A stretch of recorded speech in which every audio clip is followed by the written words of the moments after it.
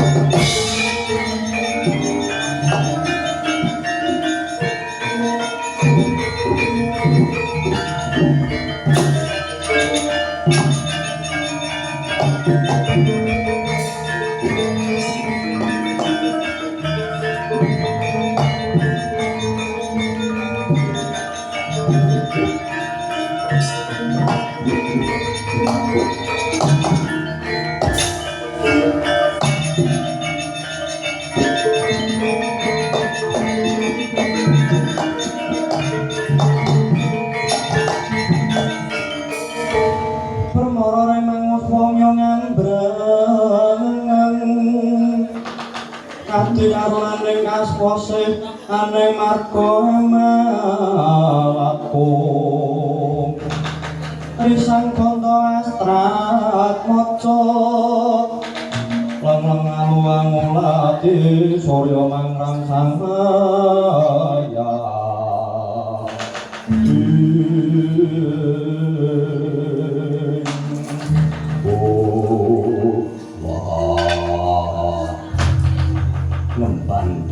timbalane durna bapakku kudu muni kanaran ayu gungsu suwe angin ana ing harga reksa muga wah ana wujuding guwa sing kanggo kudu tak obrak-abrik tenging guwa sapa kang dadi pepalang rawe antah malang-malang tak putung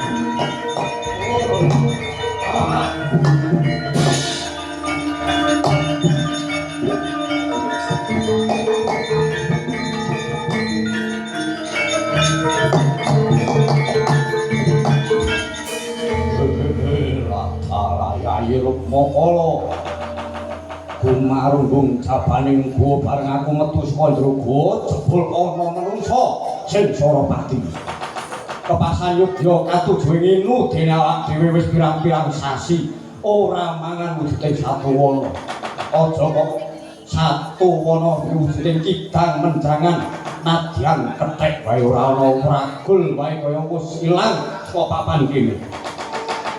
Mbok menawa pancen iki cadhong panganku karo kowe dhewe rajal. Aja melu-melu tak tandangane.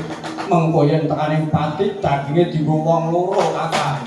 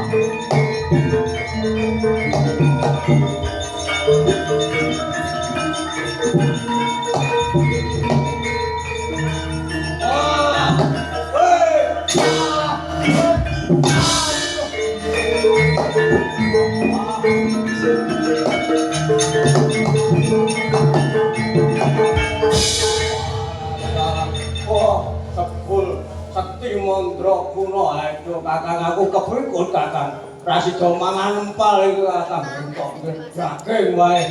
Iki dhewe iso slamet iki sing puji. Kalau sing nunjuke sumur iki.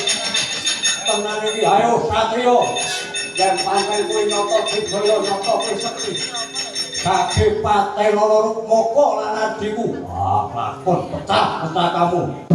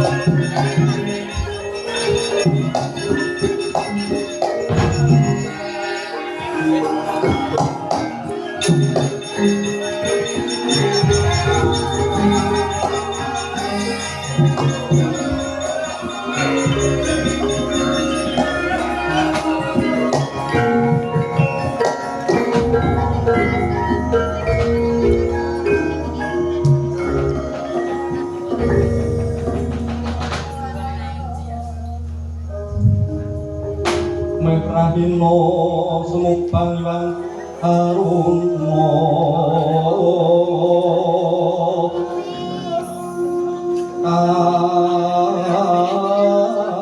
dinetrane uparapo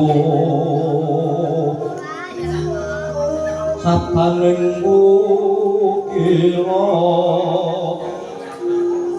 ring kanikara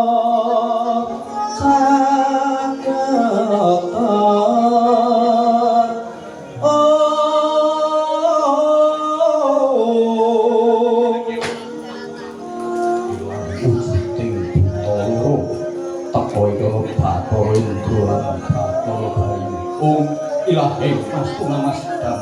Saring bawara langgeng. Bratasena apanulun ingkang mimba yaksa awit kala semana kena saking sandang Budi Pratika. Mergo saka kaluputan ulun lan Bathara Bayu Pekasan, ulun cinipta dadi wujuding yaksa. Nanging gandeng kita ingkang bisa ngluwari panandang ulun mula banget panandang. Bratasena ulun bakal mriksa apa to garunane jeneng kita Prapta ana ing Gunung Raksasa. Umpan gawe Durna bapakku, aku kudu ngupadi wujuding kayu bungsu suwe angin. Bratasena, sayekti apa kang kita upadi kuwi boya wujud lan boya ana sabab tumrap jeneng ulun apa kang dingendikake gurumu kuwi mung pralampita. Kayu kuwi tegese kajeng kuwi karep gong kuwi gedhe dene susuwe angin kuwi mlebu metune napas kang winastan Bajra Hirawana. Mula apa kang kita lak goleki sayektine mung ana ning diri kita pribadi. Yen Bratasena, anggon kita adrem pengen duweni ilmu kasampurna ya kuwi sangantarane dumadi. Kabeh mau kudu mbok upadi sarana aringe napas meneping cah ponco ndriya lan tekad gawean kita. Kang mangkono bakal kasembadan sedaya kabeh kang dadi sediamu Bratasena. Supaya yasine pik kumedhot padone ati kumitir puncaking rawis netra kotak mangondar mandir kitab nyomeng ulun sakra muka markata lir kabaran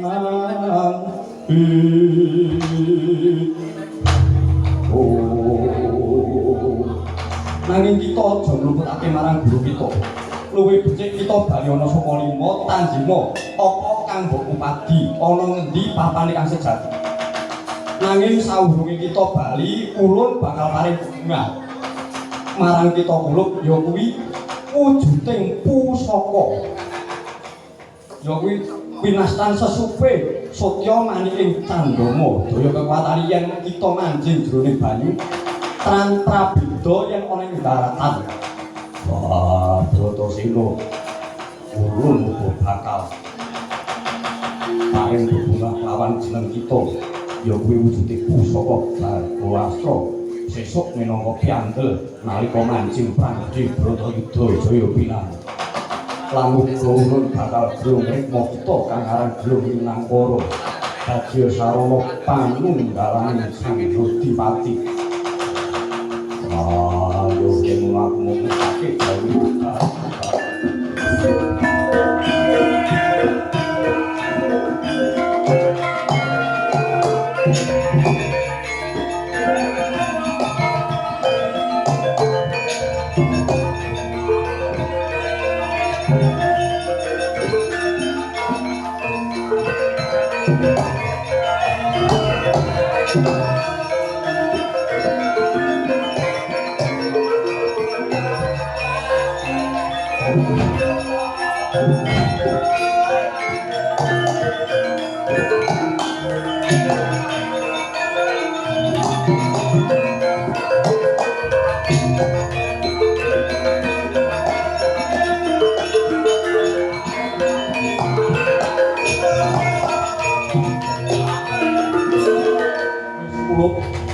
dina iki wis kabeh tak pasrahke marang kowe. Dina iki ulun nyuwun pamit bali marang Kaiwangan.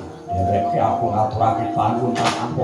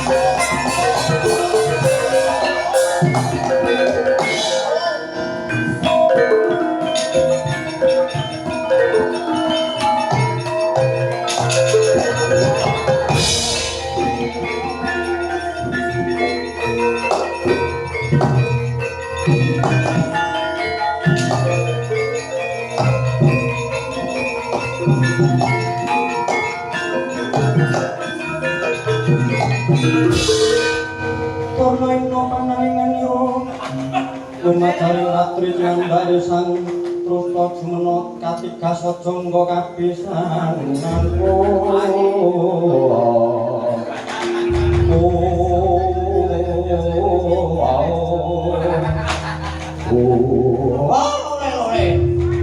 Batasnya kok kawit kapan kue cukur ya? Ora cukur iki belum peparinge bayu bapakku. Ini tekaku dina iki mung bakal manjingke ana endi papan kang sejati. Ya kuwi papane kawruh kasampurnan sangkan arane dumadi. Kayu gung sesuai angin kuwi ora ana apa kang mbok ngendikake kuwi mung sasmita. Kayu kuwi kacemudha karep. Gung kuwi gedhe dene sesuai angin winasan bojo Hirawana. Kuwi mlebu metune napas. Ya kuwi gak sing tak karepke. Ya kuwi. Duweni kekayuan kuwi kudu manunggal tekate mergo tekad kuwi pok ing arep. Yen wis duweni tekad ora bakal bunting utawa ora bakal kandhek lakumu. Tembe burine nanging bakal kasembatan kekayuane Bratasena. Iki ana siji syarat sarana kang kudu mbok goleki ya kuwi Tirta Pawitra Mahaning Suci. Dene papan dununge ana ing Samudra Bratasena. Wah. Banjur segara ngendi sing kudu tak jeguri. Manut marang wong nyiptamu. Manteng pangestimu ngendi kang bakal tok cemplungi ya iku ngono.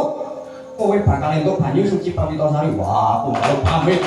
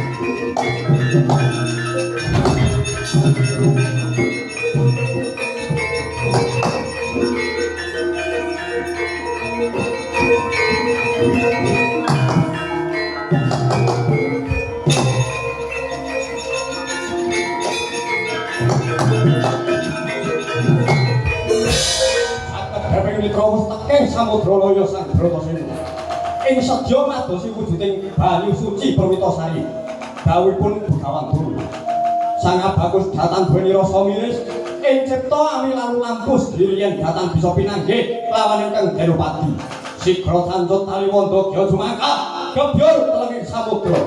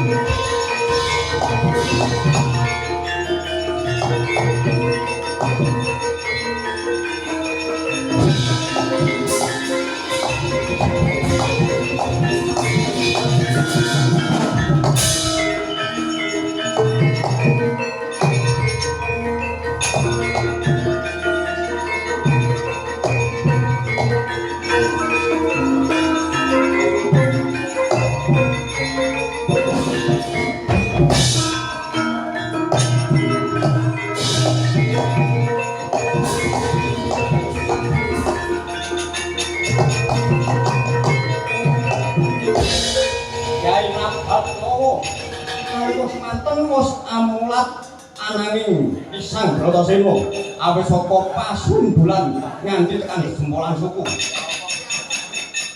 Yo, handelung Sang Bratasena.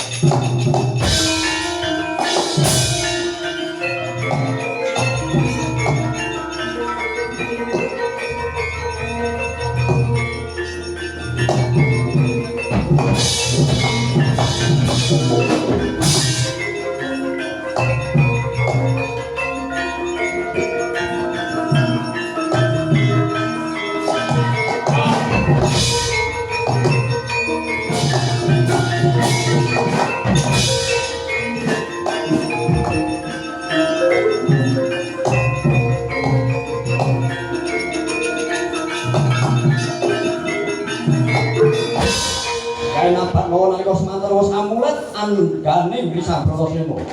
Awit saka pasunggulan nganti tekan jebolaning suku wondene tutuke naga nyokot mentise Dyang Bratasena. Ing sedya liyan nyokot wonten ing jangga Cinandra Dyang Bratasena den begang tutuke suwek tutuke naga.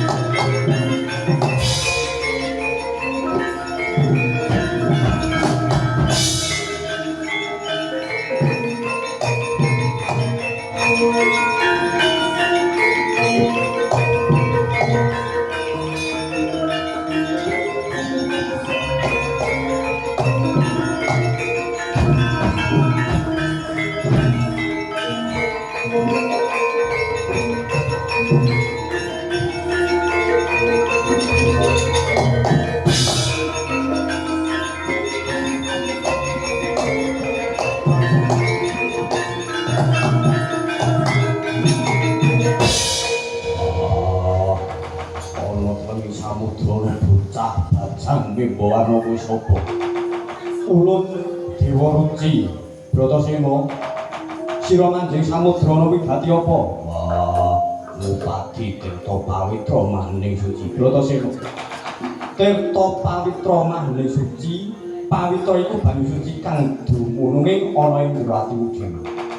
Ati kang suci wis ora kabanda ing hawa nepsu. Dene wujude ya ingsun dhewe Sang Ruci Bathara Jati Dewa.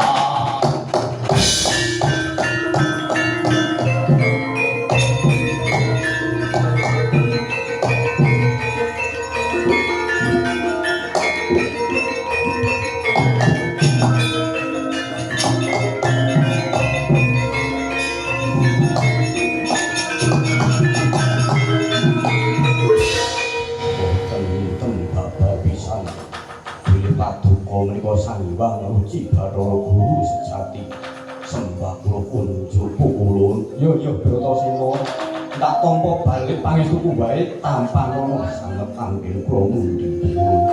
Wah, lajeng wonten pundi pukulun dunungipun Bayu Suci Perwitasari. Mula kita ora sandhak ana ngendi-endi. Jalaran ya mung ana kene dununge Bayu Suci Perwitasari. Dene luwih cetane sira manjing sawiji marang Guwa Garba Ulun supaya antuk apa kang kita upati. Inggih sendika akan rawuh.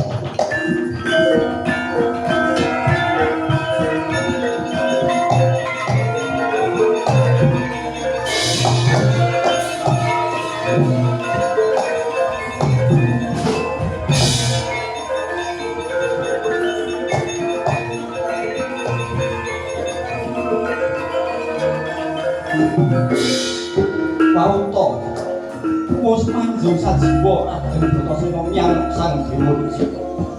Sinabda mula buka kang sinebut ilmu sangkan paraning dumadi. Sabarang kalir kang muasale saka Gusti mesti kondur ana panguasane Gusti. Bleger manungsa kang sejati ing madya Sang Hyang Guru kaliputan Nabi Sulaiman. Ya ing kene pedharing Bayu Suci Perwitasari.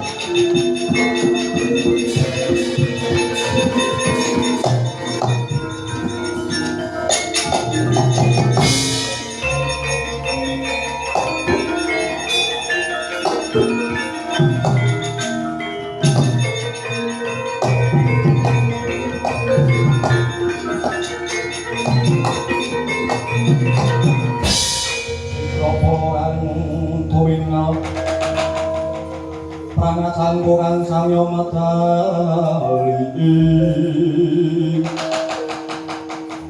Ya mung kang ulun kepengin sira dadi apa kang ulun jarwani Bratasena inggih ulun ngaturaken bumi panuwun Bratasena wonten dawuh ulun. Dene wis antuk apa kang kita gayuh mula enggal bali ana ing jagat kita. Amarga guru lan kadang-kadangmu sartane bumi padha bingung. Mergo kita manjing ana ing samudra Bratasena sampurnakna jejeban kita anggone dadi satriya Bratasena.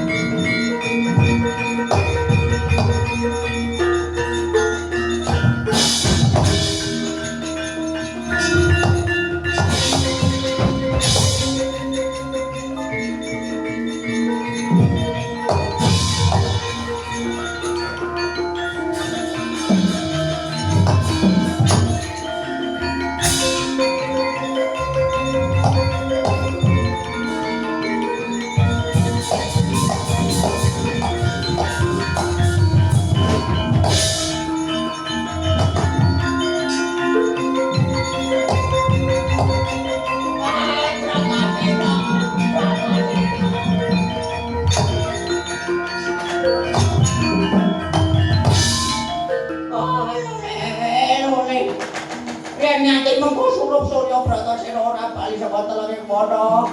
Aku arep lalu ning telenging samudra. Janaka wis nganti arep nyudet aku mergo babagan iki. Bratasena kowe wis slamet ta ya Bratasena? Ah, durna bapakku.